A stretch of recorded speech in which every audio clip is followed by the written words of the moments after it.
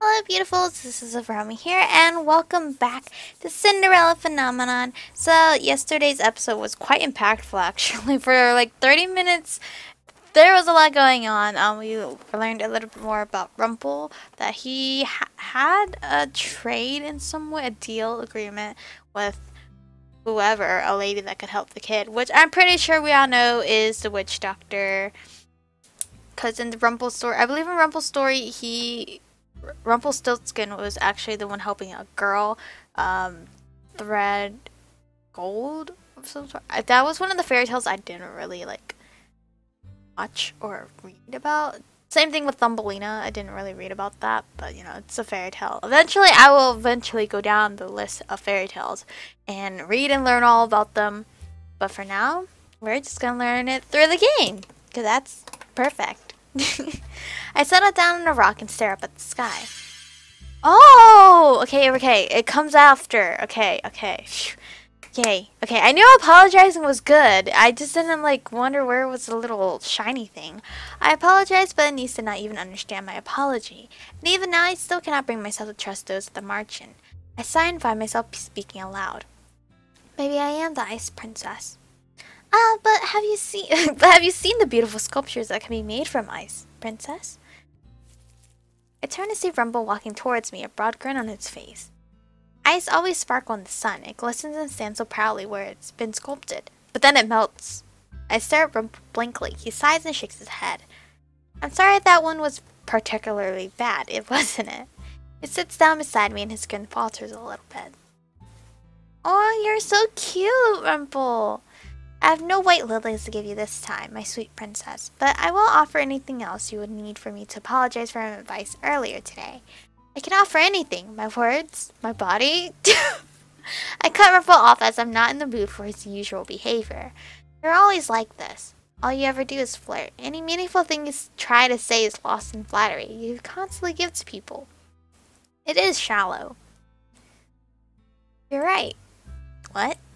I stare at him. Rumpel's still smiling, but it's not the same confident grin he wore earlier. Siri thinks I'm calling for her, but I didn't. Somewhere deep in my memories, I remember someone telling me off just like this. Many people enjoy flattery, Princess, and a lot of people are receptive to flirting, but nothing can measure up to a genuine compliment. But I stand by what I said before, in that making a person happy is a good deed. Look, I'll show you. Rumpel shifts so that he's looking right at me, and I notice that his smile is gone. Chica, of all the women I've met, you are the most straightforward and honest. Many do not have the courage or the confidence to exhibit those qualities. And that's why I admire you, and why I will always take your words to heart, because I know you will always speak the truth. I look into Rumpel's eyes, which still have a gentle shimmer despite the darkness. For a few moments his words float around in my head. No one has ever called my bluntness honesty before, and no one has ever complimented me for it. Rumpel told me before that I deserve to be spoiled. Maybe it's because he sees the things I do in a more positive light. My, you're struck speechless by that, aren't you? You look cute with your cheeks so rosy, my sweet princess. I glare at him and Rumpel just laughs in response. I put a hand to my cheek, suddenly self-conscious. Rumpel smiles at me, but it's not the usual playful smile. Right now he almost looks serious. Did he mean what he just said? Can we ask him if he meant it? This is wrong probably, but I want to just know his response. Did you really mean that compliment? Of course I did. I told you, right? Making a person happy is a good deed. I wanted to show you that. Rumpel's compliments do make people happy, even if I do find his words to be very shallow, but that felt different. Flattery is wonderful, but it usually only concerns complimenting a woman's physical appearance. Though I do that really well, don't I? Earlier, I bet you made Anise happy too. You were spying on our conversation. I would never. I just happened to be making my way down the stairs very slowly. You don't even know what I was apologizing for. No, but you thought you had to after you listened to her, didn't you? I listen far more than you do. Princess, you've shattered my heart so many times there are permanent cracks. But don't worry, the cracks in my heart... Wait, what? The cracks in my heart allow even more of you to make your way into. into it. That's kind of cute. That's real cute. Rumpel awkwardly laughs when I remain silent. In a way, there are different kinds of listening, princess. Listening to sympathize is one kind. Okay, I don't know if obviously I chose wrong. Let's go back and tell him off. Because the game wants us to do that. Why did you have to be so dramatic when you gave me that compliment? I was dramatic? I cross my arms and Rumpel grins at me. I can't help it, princess. I am dramatic by nature. A compliment is, in some ways, a performance. So you did not mean what you said. No, I did. I swear I did. I was trying to show you how making a person happy could be a good deed. Complimenting a person on appearance is easier than complimenting them on their demeanor. You have to know a person for that. Ah. I was supposed to tell him off. This game, man. I meant what I said, princess, and I swear that wasn't just me trying to weave spectacular words together. Alright. Trying to put yourself in someone's shoes, trying to understand them, that is one of those ways. Then there is a kind of listening that is shallow. One pretends to listen without ever letting the words into their heart. Words are fickle things. Mother always told me that people lie and that they would say whatever benefited them. It is foolish to trust words. What if Anis had been lying to me? Why would I put so much blind faith in people? Because more often than not, people are good, princess. I let out an exasperated sigh. Sometimes I cannot tell if I'm angry or confused by Rumpel. Ah, what a beautiful sound. It was as if the sweet wind itself was gently tickling my ear. I slide away from him and scowl. Your scowl is adorable too, and you have such delicate lips. Excuse me, Rumpel? Right. I am still convinced that his earlier compliment was just a lie. How can he say something genuine and then slide right back into this pitiful flattery? For a moment, silence falls, and I find to my surprise that it is not awkward being alone with Rumpel. Well, you accept my apology for earlier. I promise I'll never try to get you to flirt with anyone ever again.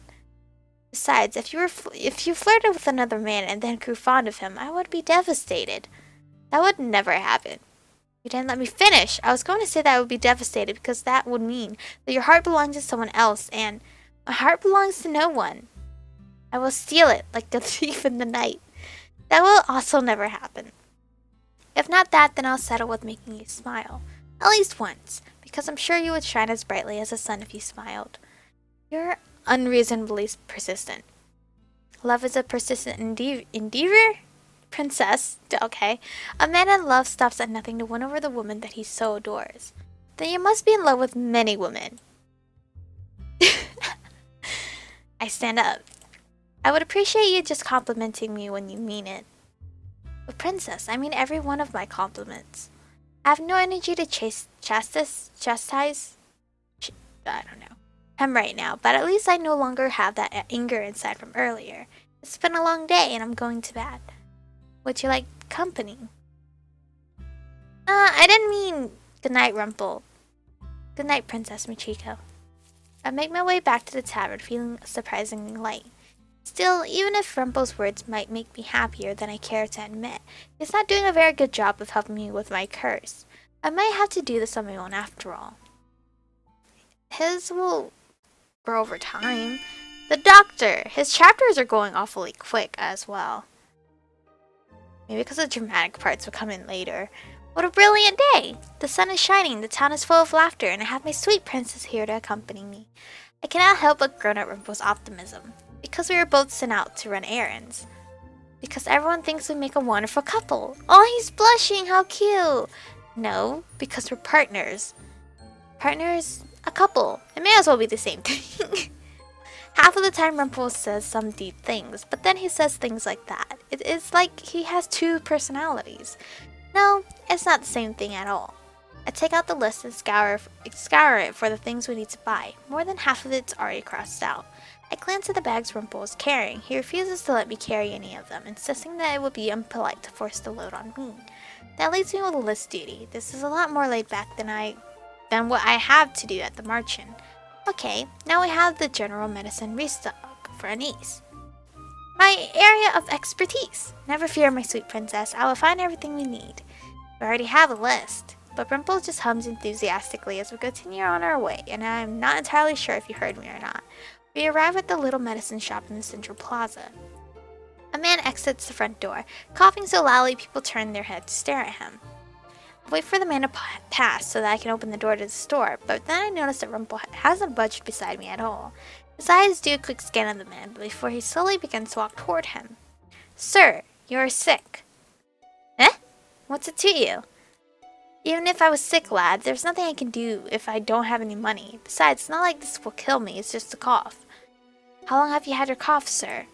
Seems like such a minor thing, but Rumpel suddenly looks so serious about it. He looks at the man with his eyes slightly narrowed as if trying to see past him. It's been with me for more than 3 days.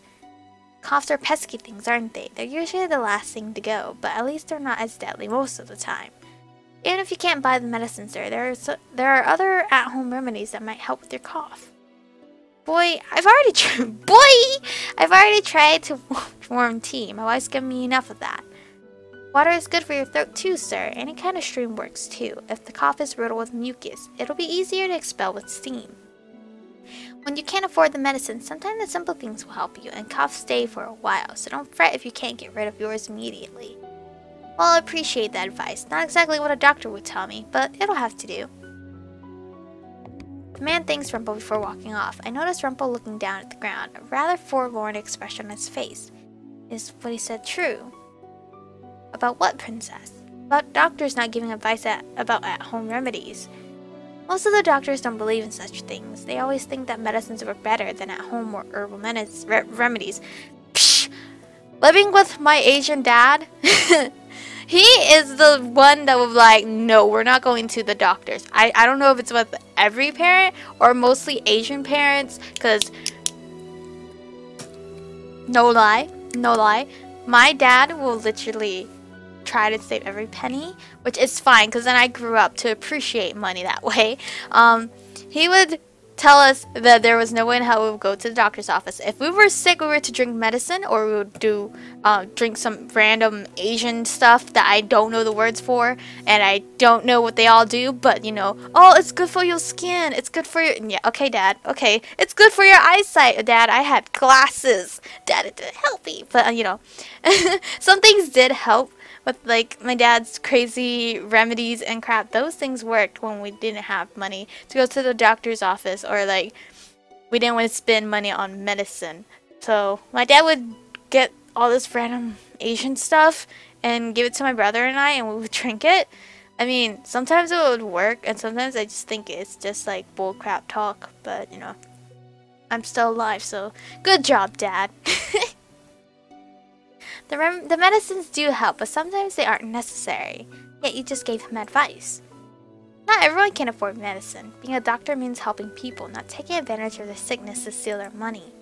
Money was never a problem at the palace. Whenever I was sick, the palace staff made sure I had the best and most effective medicines.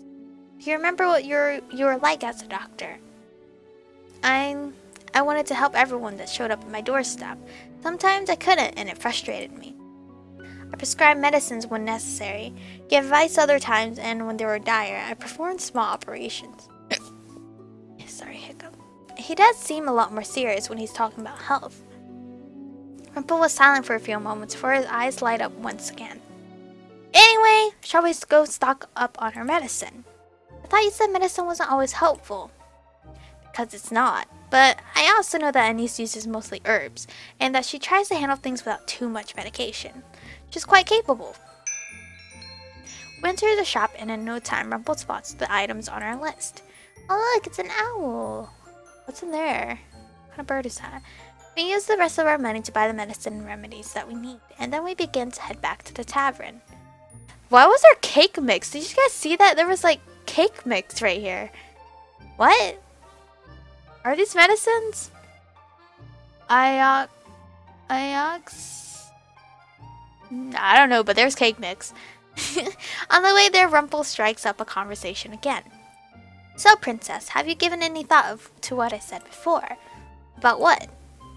You've already forgotten. About making people happy. What? You know, you can make me happy right here and now by giving me a kiss on the cheek. I stare blankly at him before walking away. No, thank you. And alas, my hopes are dashed again. When we are at the outskirts of town, I pause and turn around. It is as if I can feel eyes at my back, but I do not see anyone openly staring at me. Is someone watching me?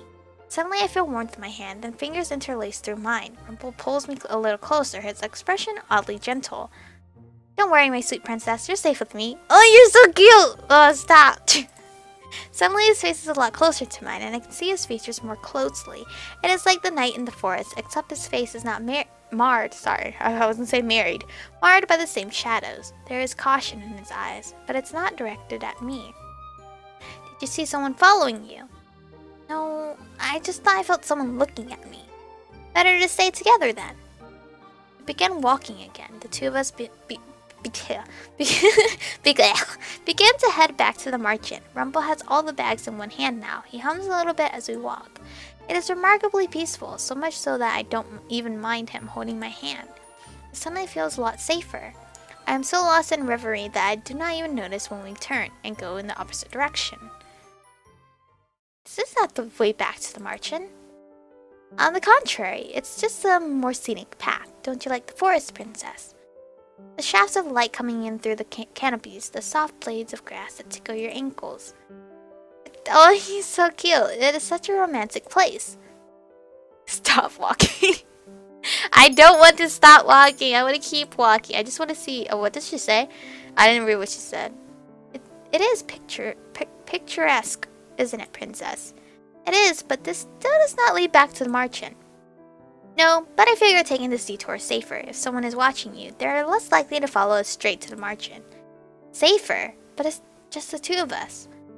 I have faith that I will be able to protect you, princess. Also, the forest is a maze in and of itself. I suddenly stop and let my hand fall away from his, and as I stare up at him, I was expecting that level of cleverness from Rumpel. Rumpel looks proud of himself. He takes a step forward, bridging the short distance between us. Then suddenly his fingers are around my wrist again. But he does not lace his fingers through mine. Instead, he takes my hand in his, and then he pulls it up to his face. Before I realize it, my hand is on his cheek, and his hand cupping my own. Oh, you're so cute! Princess, you can trust me, always. I mean, I can sense that sometimes you trust me, sometimes you don't. But you don't need to be so cautious around me. I shower you with compliments because I believe you deserve them. I tell you that I enjoy being around you because I do. I should be focusing on his words, but all I can look at are his eyes. What do I need to do for you to fully trust me? Mother told me that people lie, so how can I trust that everything he says is the truth? Perhaps if I stopped throwing compliments at you. You would not be you without all the compliments. What am I saying? I always complain about his compliments, but the thought of a Rumpel without compliments is strange. So you do enjoy my compliments, sweet princess. No, What? Words have deserted you. I understand. Being so close to me would have that effect on any woman. Something bright and angry flares up inside of me, something that I don't understand. I pull my hand away from him, a scowl on my face. I don't want to be like every person, okay? What's in my big mouth again, princess? Probably. Okay, we were supposed to stop him. I don't want to stop him, though. I instantly root myself in place, and even though Rumpel is far taller than me and far stronger, he stops after noticing that I'm no longer walking. Oh, princess, did you want to stop and admire the scenery? Why are you taking me through here? I do not care about scenery, and I do not care about walking anywhere with you. Ah, princess, your honesty really is a treasure. One day I will make it so you enjoy going places with me, and not just holding my hand. I quickly slide my hand out of his, my face feeling somewhat hot. Ah, there's a sweet rosiness to your cheeks. You never answered my question. It's a detour. We were only going to be in here for a few minutes. If you thought you saw someone's eyes on you, it's better to divert their attention away from the margin. And before you say it's dangerous, yes it is, but we're still not far enough away from the town to worry about safety. Oh, so we were supposed to stop, but I really didn't want to stop. I wanted him to be with me. And I believe I can protect you. Won't you compliment my cleverness, sweet princess? Apparently not. Come on, let us go back to the margin. I start walking ahead and Rumpel rushes to catch up with me. I clench my fingers and let out a silent sigh. Rumpel was being nicer to me again, but I always reject his kindness. I don't want to reject it. Past me would accept it, but future me had to change that because I wouldn't get his good ending. Because it cannot be real. Oh, what is this? Hello? Do we get to learn more about him now? What was that scene for? Days go by, I consider Rumpel's advice, but I refuse to flirt with anyone again. But I had no idea how to make anyone happy. Rumpel told me that I cannot make anyone happy without knowing anything about them and listening to them like I did with the niece. What reason do I have to listen to people? This is so frustrating. Days later, Rumpel and I sat at the table waiting for our work orders.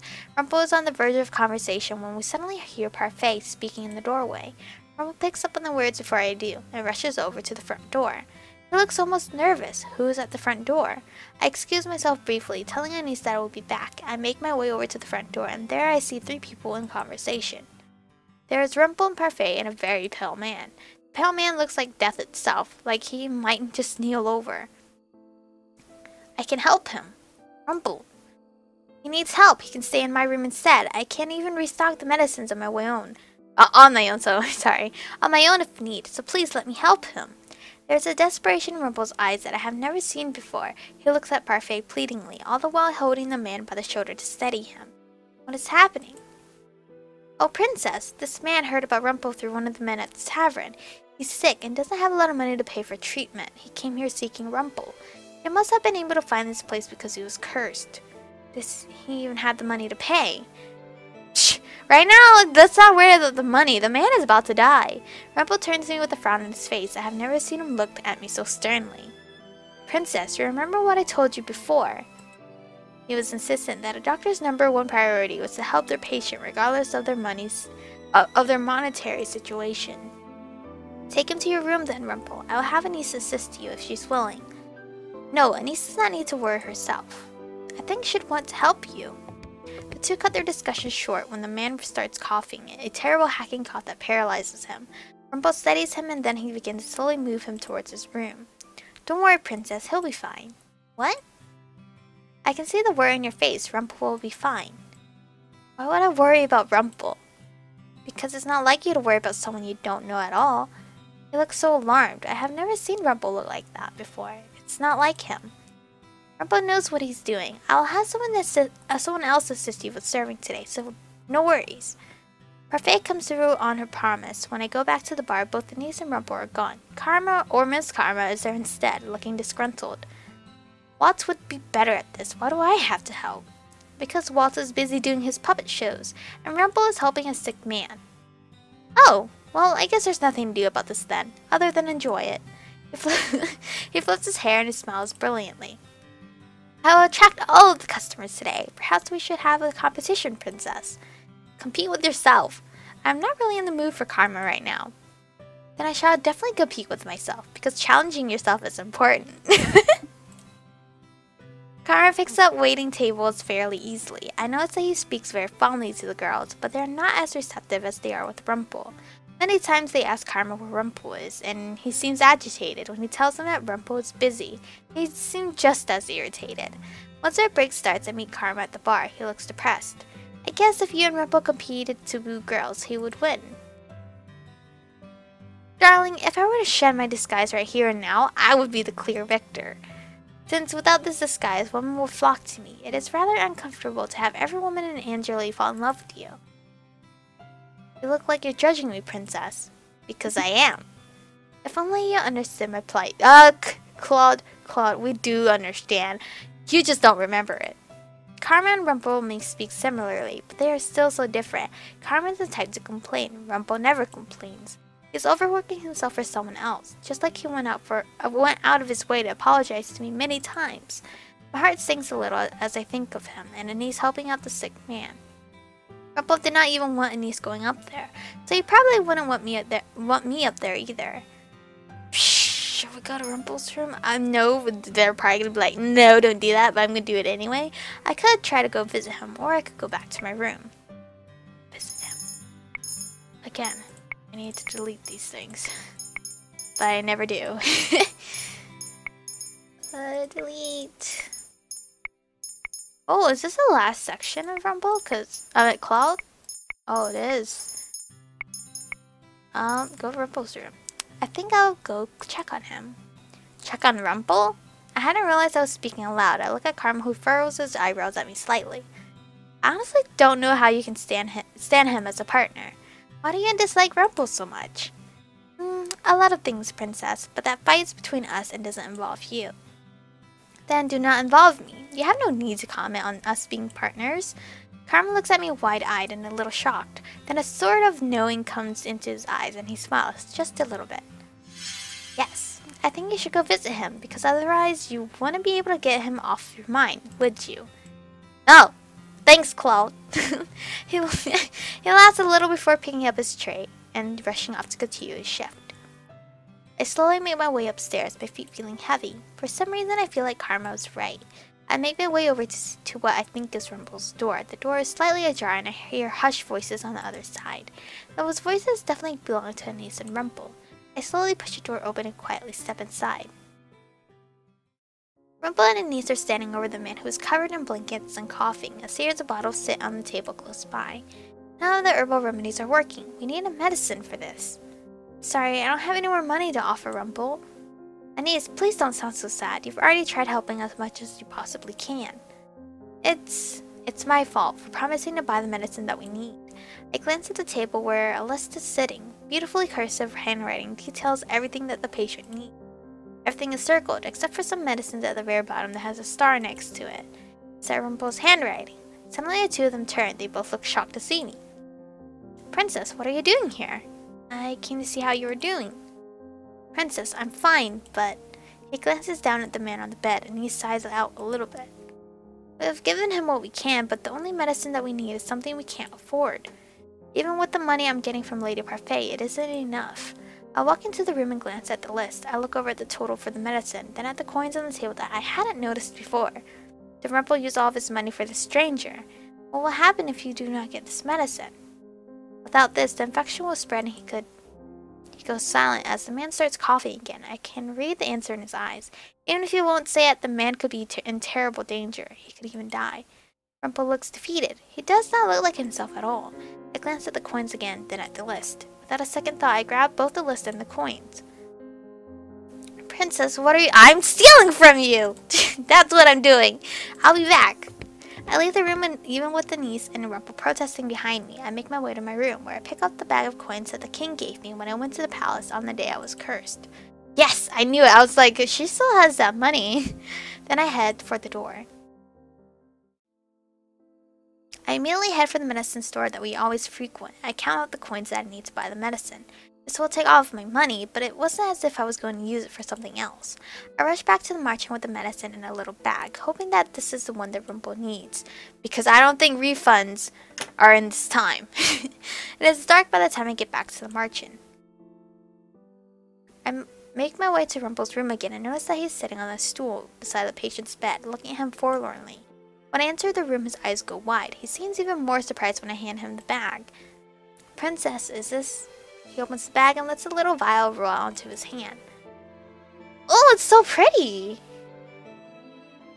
How did you buy this? I combined your total with the money I had left. Rumpel just stares at me, clearly flabbergasted. Then his expression morphs into something softer, something more relieved. He steps forward and suddenly his arms are around me. He grips me tightly and then I hear his voice in my ear. Thank you so much. Oh, your dog's so cute! Ah! Thank you so much, Princess Michiko. My heartbeat picks up slightly. It is so loud. I think Rumpel might hear it, but when he pulls away, he does not say anything. I'll have to thank you later for this, Princess, but for now you should leave. I don't want you to get sick. I'm too dazed to disagree. I nod my head quietly before moving stiffly toward the door. I glance back at Rumpel one last time, noticing that he is checking on the man's temperature. The moment I leave the room, a flash of light emanates from my chest. I accidentally touch a glass slipper at my neck and then pause as I stare down at it. I feel a soft gasp leave my lips when I notice a fragment of a second slipper. Sweetness! I got my first good deed. I bought the medicine for Rumpel, but I only added in a few more coins to buy it. So what I did today was considered a good deed? I'm confused, but at the same time I am pleased that I actually managed to get a good deed. Now I only need 2 more. The next day I go down to the tavern area to begin my work, but I am there a little early. Waltz is working on his puppets at the table, eyebrows furrowed in concentration. When I walk in, he looks at me and smiles, then he raises his eyebrows. Princess, congratulations! You got your first deed. I did. I knew you could do it. I nod in response. His praises makes me feel oddly proud. Waltz, I cannot wait to go to your story. Just wait. But this is where we are going to stop for today. We officially got 1 glass slipper. We gotta get 2 more now. But I'm loving this story. I think, honestly, I feel like I'm gonna fall in love with every single guy in this game. I'm pretty sure I hopefully can somewhat rate who I love the most by the end of the game, because everyone's story is unique. It's not like repetitive, so it's a completely different vibe for everybody. Oh my gosh, they're all so beautiful. But anyway, thank you guys for watching. Stay beautiful, and I'll see you guys in the next one.